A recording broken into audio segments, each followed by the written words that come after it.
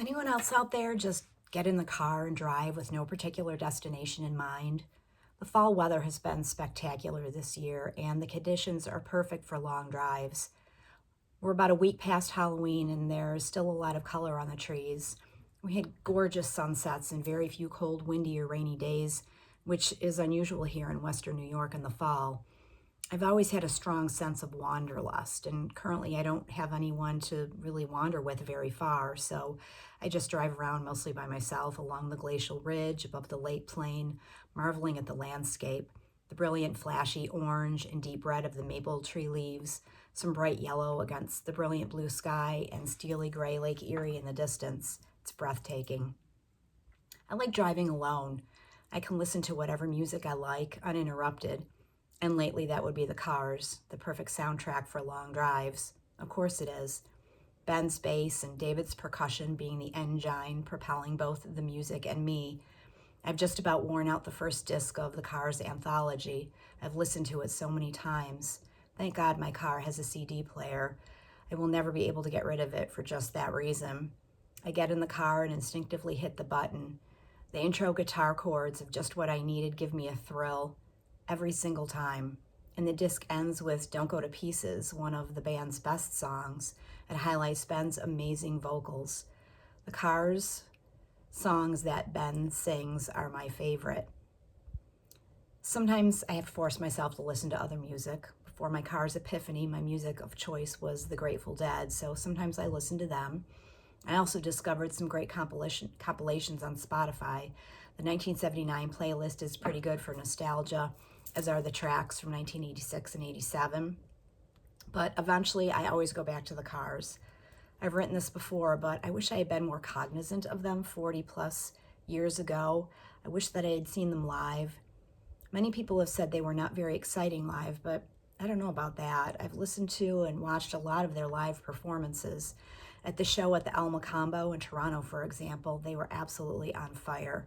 Ben talking to the audience, Elliot's Out of This World solo on Take What You Want, and the encore of Candio and You're All I've Got Tonight are absolutely rocking. But I do think at some point something changed within the band, and maybe the fire had gone out. I don't know. I wish I had been less snobby about what at one time were termed oldies acts and had the sense to see Benjamin Orr somewhere and somehow. Back then I was sadly oblivious to him in the Cars. Driving alone and listening to music is one of the greatest pleasures I have in my early old age. I can be alone with my thoughts, feelings, and music. I can daydream, plan, imagine, try to set intentions, and to manifest. I get most of my ideas for writing when I'm driving alone. However, I do sometimes wish I had a partner in wandering. I often really miss my mom when I feel like heading out. She always said that she came from a long line of Irish gypsies and tinkers when she recollected Sunday drives she took with her family when she was a little girl.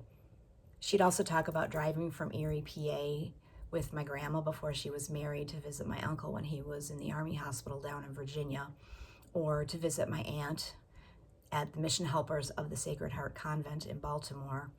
I think wandering was therapeutic for her. I know it is for me, working through stress, I guess.